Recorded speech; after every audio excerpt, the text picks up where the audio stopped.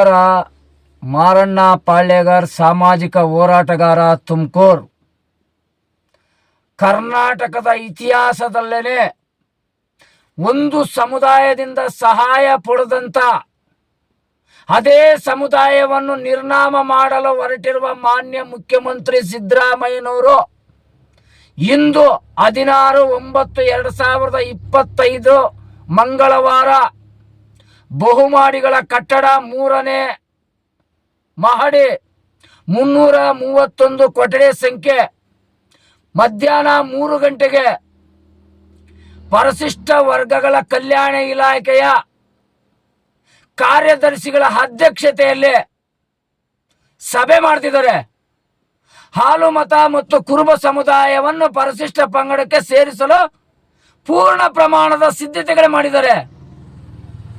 ಕುಲಶಾಸ್ತ್ರ ಅಧ್ಯಯನ ಎಲ್ಲೋ ಕುತ್ಕೊಂಡು ರೆಡಿ ಮಾಡಿಸಿದ್ದಾರೆ ಸಿದ್ದರಾಮಯ್ಯ ಚೇಲುಗಳ ಕಡೆಯಿಂದ.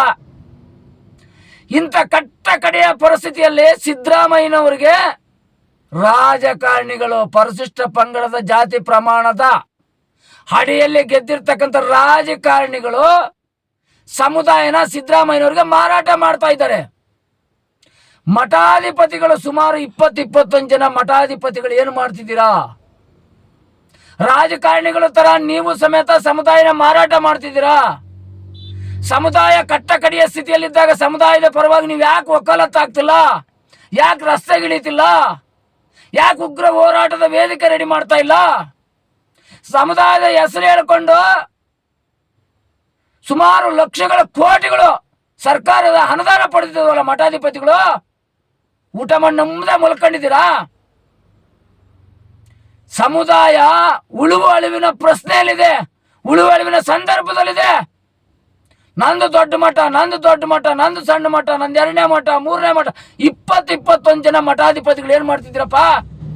ವಸೂಲಿ ಮಾಡ್ಕೊಂಡಿದ್ದೀರಾ ಅಥವಾ ಸಮುದಾಯನ ಶವ ಸಂಸ್ಕಾರ ಮಾಡ್ತಿದ್ದೀರಾ ಅಥವಾ ಸಿದ್ದರಾಮಯ್ಯನ ಹತ್ರ ಡೀಲ್ ಮಾಡ್ಕೊಂಡಿದ್ದೀರಾ?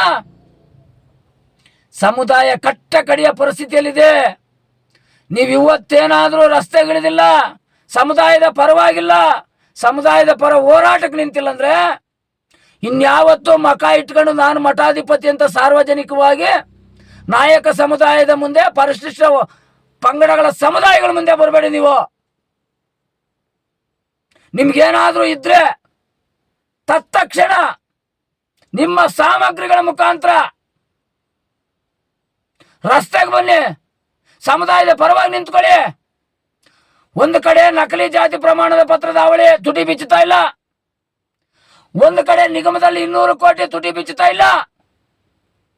ಸಮುದಾಯದ ಹಣ ತಿಂದು ತಿಂದು ತಿಂದು ತಿಂದು ಸಮುದಾಯದ ದ್ರೋಹಿಗಳಾಗಿದ್ದೀರಿ ನೀವು, ಸಮುದಾಯದ ಮೋಸಗಾರರಾಗಿದ್ದೀರಿ ನೀವು.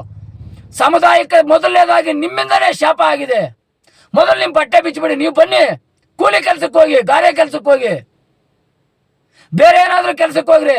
ಯಾಕ್ರಿ ನೀವೆಲ್ಲ ಸಮುದಾಯದ ಹಣ ತಿಂದು ತಿಂದು ತಿಂದು ತಿಂದು ತಿಂದು ತಿಂದು ತೇಗ್ತಾ ಇದ್ದೀರಾ? ಯಾಕ್ರಿ ಸಮುದಾಯಕ್ಕೆ ಮೋಸ ಮಾಡ್ತಿದ್ದೀರಾ? ಸಮುದಾಯ ಒಂದು ಸಲ ಎಚ್ಚೆತ್ಕೊಂಡು ಶಾಪ ಹಾಕಿದ್ರೆ ಸರ್ವನಾಶ ಆಗ್ತೀರಾ.